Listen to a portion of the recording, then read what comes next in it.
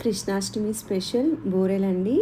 ఈ బూరెలు నేను ఏ పప్పుని నానబెట్టలేదు, ఏ పప్పుని ఉడకపెట్టలేదండి. ఇన్‌స్టాంట్‌గా బూరెల్ని చేశాను.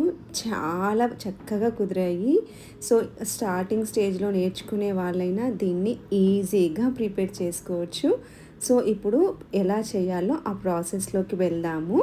దీనికోసం అండి ఫస్ట్ మనము ఒక గిన్నె తీసుకొని దాంట్లో 2 కప్స్ వరకు గోధుమ పిండి తీసుకున్నానండి. 1 కప్పు బియ్యం పిండి తీసుకున్నాను.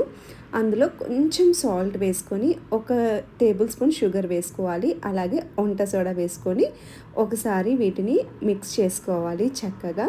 తర్వాత కొన్ని కొన్ని వాటర్‌ని వేసుకుంటూ మనము కొంచెం థిక్ కన్సిస్టెన్సీలో బ్యాటర్‌ని ప్రిపేర్ చేసుకోవాలి. మనం పూర్ణం ముంచి వేయటానికి ఎంత అయితే కన్సిస్టెన్సీ అవసరం పడుతుందో అలాగా వేసుకోవాలండి. చూసారు కదా! కన్సిస్టెన్సీ అనేది ఇలా చిక్కగా ఉండాలి.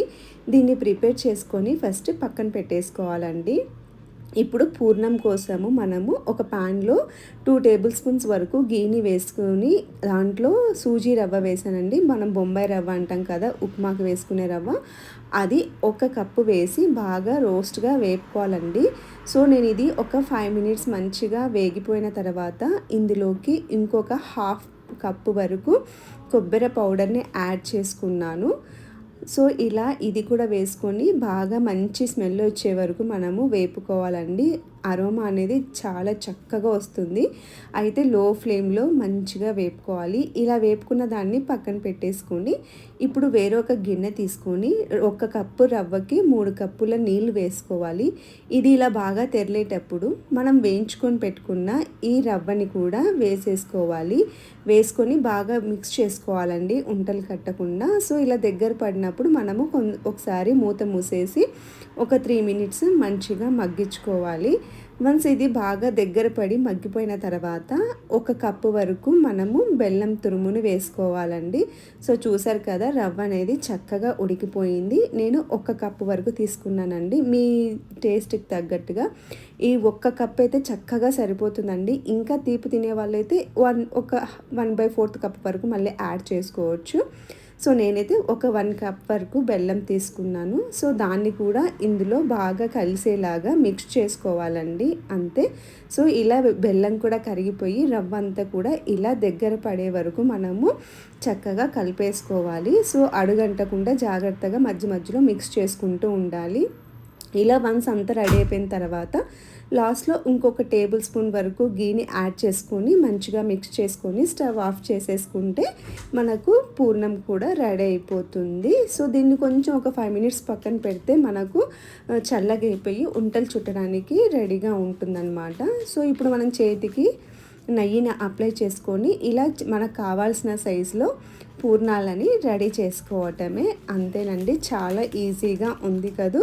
సో, ఇలా అన్నీ కూడా మంచిగా చేసేసుకోవాలి అంతే. ఈ లోపల మనము స్టవ్ మీద ప్యాన్ పెట్టేసుకొని ఆయిల్ వేసుకొని హీట్ చేసుకోవాలండి. సో, ఈ పూర్ణాలు అనేవి హై ఫ్లేమ్‌లోనే మనము వేపుకోవాలి అంతే. సో, ఇప్పుడు మనం ప్రిపేర్ చేసుకున్న బ్యాటర్‌లో మనం ప్రిపేర్ చేసుకున్న ఈ పూర్ణాలను వేసేసుకొని స్పూన్‌తో వేసేసుకుంటే చక్కగా వచ్చేస్తాయండి. ఎటువంటి కష్టము ఉండదు.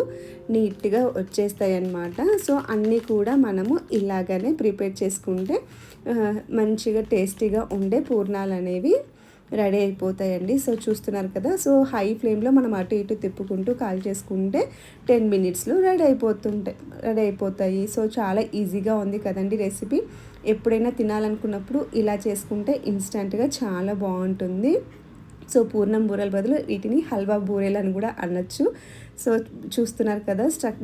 టెక్స్చర్ కూడా ఎంత బాగా వచ్చిందో. సో, బయట క్రిస్పీగా లోపల మెత్తగా చాలా బాగున్నాయండి బూరెలు.